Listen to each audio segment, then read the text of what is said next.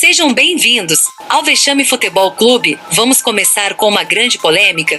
Na sua opinião, quem foi o grande campeão de 1987? Flamengo ou Sport? Torcedores de ambos os clubes garantem: o time do coração é o verdadeiro campeão. Mas, diz aí, para qual time você torce? E quem é o campeão? Vamos relembrar esta louca história? Em 1987, após anúncio feito publicamente por seu presidente, a CBF anunciou via imprensa, em 7 de julho, que passava por uma grave crise financeira e institucional, e que a entidade encontrava-se incapaz de organizar um campeonato nacional naquele ano, nos mesmos moldes do anterior, e que estava tentando arranjar um patrocinador para contornar a situação, e se não obtivesse sucesso, tentaria um acordo com os clubes para que bancassem as suas próprias despesas com as viagens, ou então, não havendo acordo, a CBF realizaria um certame regionalizado, como na época da Taça Brasil. Como resultado, os 13 principais clubes do Brasil, querendo um campeonato mais rentável e prevendo algo pior, decidiram reagir e criaram uma nova entidade, apelidada de Clube dos 13, para organizar um campeonato próprio. Este torneio recebeu o nome de Copa União, nome fantasia do Campeonato Brasileiro ou Brasileirão. Então o Clube dos 13 fizeram seu próprio campeonato com 16 equipes: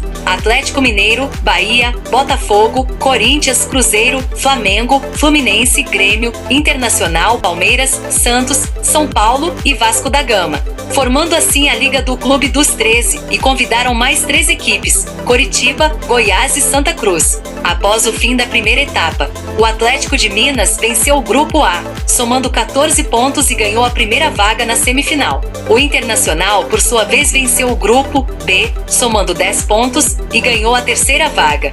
Ao término da segunda etapa, após zerado todos os pontos das equipes participantes, o Atlético das Minas Gerais venceu de novo o Grupo A. Desta vez, somando 11 pontos, o Atlético de Minas estava sobrando, mas ao invés de ir automaticamente direto à final por vencer 2 vezes seu grupo, teve que ceder a vaga ao Flamengo, que conseguiu a segunda colocação com 10 pontos. E o mais curioso é que no primeiro turno o Grêmio teria conquistado os 12 pontos, e se somassem os 2 turnos, os gaúchos teriam 18 pontos contra 17 dos cariocas. Mas aqui, valeu as diretrizes da CBF, que dizia que em caso de uma equipe vencesse os 2 turnos, o segundo colocado especificamente do segundo turno se classificaria. E assim o Flamengo conseguiu a segunda vaga. Já no Grupo B, o Cruzeiro venceu somando 12 pontos, ganhando a quarta vaga das semifinais e fazendo uma dobradinha mineira. Mas após jogos de ida e volta, os cariocas rubro-negros fizeram valer seu favoritismo e hegemonia sobre os alvinegros de Minas e voaram literalmente à grande final. E os cariocas não poderiam dar mole, porque como o Atlético de Minas venceu as 2 etapas do grupo, ele ganhou um ponto extra para a semifinal. E como naquela época, uma vitória valia 2 pontos, e o empate valia 1 ponto, 2 empates dariam a vitória aos mineiros. E como eu disse, o Flamengo voou, vencendo o jogo de ida no Maracanã por 1-0, gol de Bebeto, e vencendo o jogo de volta no Mineirão por 3-2. Gols de Chiquinho e Sérgio Araújo para o time de Minas, e Zico, Bebeto e Renato Gaúcho para os cariocas fecharam a tampa do caixão. Do outro lado, a Raposa viu o Saci passar para a final, também em casa, após um empate de 0-0 no Sul e uma derrota de 1-0 na prorrogação dentro do Mineirão. Na grande final entre Flamengo e Inter, prevaleceram os rubro-negros. Após empate em 1-1 no Sul, o Flamengo venceu diante da sua torcida, 1-0. Destaque para Bebeto, que fez o gol de empate na ida e repetiu o feito na volta, só ficando atrás de Miller, na artilharia. Mas esta não é a única história do campeão brasileiro de 1987. Não. Existem 2 versões verdadeiras com final distinto e cheio de porém.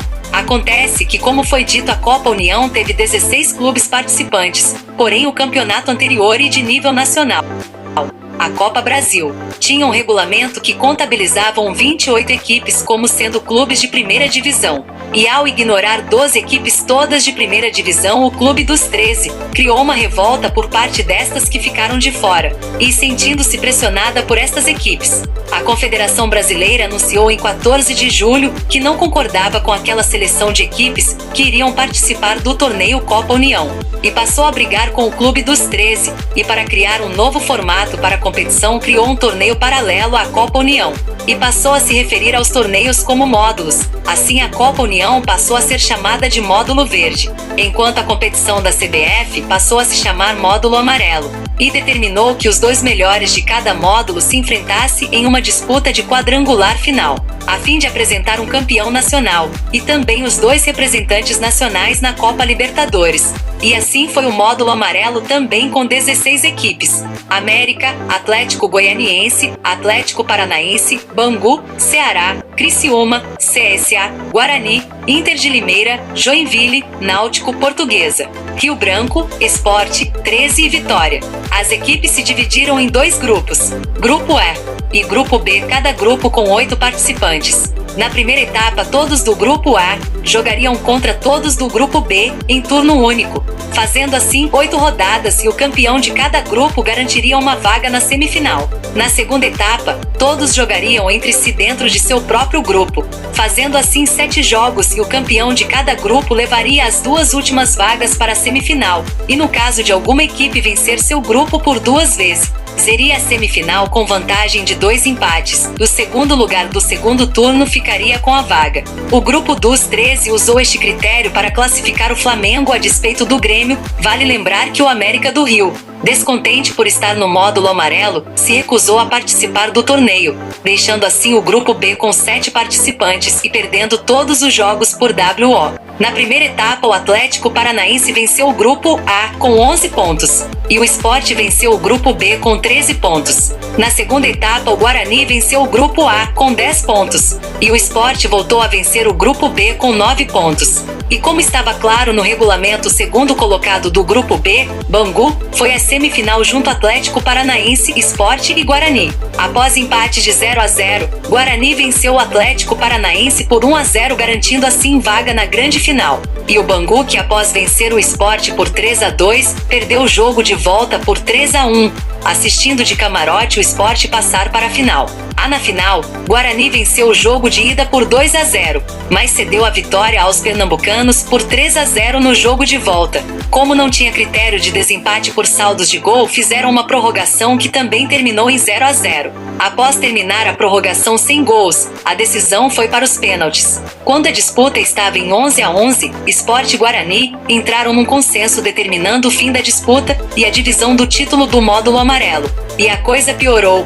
Piorou porque a CBF queria um quadrangular final entre os 2 últimos sobreviventes de cada módulo. O módulo verde do Clube dos 13 era para a CBF o troféu João Avelange, e o módulo amarelo era o troféu Roberto Gomes Pedrosa. Mas para a entidade, nenhum dos 2 eram de fato o campeonato nacional. Isso porque o campeão nacional só seria conhecido após o tal quadrangular final. Ainda durante as disputas das competições, após assinar um documento em nome do Clube dos 13, garantindo a participação dos 2 finalistas no quadrangular contra os outros 2 finalistas do módulo amarelo, o então presidente do Clube dos 13, Eurico Miranda, anuncia que o Clube dos 13 teria voltado atrás e que já não mais teria o cruzamento dos campeões de cada módulo. A CBF, fazendo jus à sua autoridade de confederação, marcou as datas dos jogos. Para não contrariar o regulamento sob risco de punição por parte da CBF, o Guarani decidiu abdicar do título do módulo amarelo. O quadrangular final seria uma chave com os 2 representantes de cada módulo, com jogos de ida e volta. E Flamengo, Guarani, Inter e Sport compunham o quadrangular final. Os cariocas e os gaúchos anunciaram que não fariam os jogos, porque acreditavam que já havia um campeão e um vice-campeão nacional. E assim foi. Na primeira rodada, o Guarani venceu o Flamengo por WO. O Sport também venceu o Inter por WO. Na segunda rodada, vimos mais WO. O Guarani venceu o Inter por WO. E o Sport venceu o Flamengo também por WO. Naquela época, os brasileiros não usavam a expressão WO. A expressão contemporânea do campeonato era gol concedido. Somente na terceira rodada é que a bola rolou de verdade. O Guarani recebeu o Sport em Campinas, no estádio Brinco de Ouro da Princesa, ou somente brinco de ouro se você preferir assim. 4.627 pagantes assistiram o empate em 1-1. Já o jogo entre Flamengo e Inter foi cancelado porque ambos os times não compareceram, confirmando assim que não tinha mais volta na decisão de não fazer os jogos da CBF. Na quarta, na quinta e na sexta rodada, todos os jogos que envolviam Flamengo e Inter foram cancelados, fazendo com que o jogo de volta entre Sport e Guarani fosse visto como uma final, onde com o gol de Marco Antônio aos 19 minutos do segundo tempo, para o delírio de 26.282 pagantes, os pernambucanos sagraram-se campeões brasileiro de 1987. Com esta vitória, o Sport ganhou o título de campeão nacional e, juntamente com seu vice, o Guarani, a oportunidade de representar o Brasil na Copa Libertadores. Aqui foi a segunda história também verídica do campeão brasileiro de 1987. Sim, por muitos anos tivemos dois campeões brasileiros em 87 e suas respectivas histórias foram contadas aqui em resumo. É que o Flamengo, por muito tempo, se considerou o único campeão brasileiro de 87 e após muita briga judicial, lobbies e carteiradas, os cariocas tiveram muitas vitórias e derrotas no tapetão, referente ao tema. Se no início a briga era para ser o campeão, mais tarde os cariocas passaram a brigar para serem reconhecidos como co-campeão junto com o Sport. Sem sucesso, porque em 2018 a Suprema Corte Brasileira declarou o Sport como o único campeão brasileiro de 1987, pondo fim a uma briga de mais de 3 décadas, mais tempo que a Guerra de Troia. Mas o curioso é que a Taça das Bolinhas, como foi chamado o troféu da época, foi para o São Paulo. A taça era uma gentileza da Caixa Econômica Federal e seria entregue ao clube que fosse campeão 3 vezes consecutivas ou 5 vezes alternadas. E como o São Paulo foi o primeiro time brasileiro a se tornar pentacampeão, ganhou o direito de ficar com a famigerada Taça das Bolinhas, nem Flamengo nem Sport. São Paulo. Mas aqui ficam algumas dúvidas, porque o Clube dos 13 usou o regulamento da CBF como critério para validar a classificação do Flamengo em detrimento do Grêmio, mas não seguiu o mesmo regulamento para fazer um campeonato com no mínimo 28 equipes ranqueadas como sendo de Série A, porque o Clube dos 13 decidiu não jogar os confrontos finais do tal quadrangular, uma vez que já teriam concordado. E houve até uma assinatura do seu presidente da época, Eurico Miranda, garantindo que os dois finalistas jogariam, porque Flamengo e Inter abdicaram dos jogos quadrangular, abrindo mão do público pagante, da chance de ir a uma Libertadores e possivelmente um eventual Mundial de Clubes, porque a CBF não puniu o Flamengo e o Inter por não disputar o quadrangular. Quando este vídeo chegar a 1000 likes, eu farei um novo vídeo com as respostas para estas 4 perguntas, se você ficou curioso. Se inscreva para acompanhar os próximos capítulos. Este campeonato de 1987 foi um vexame.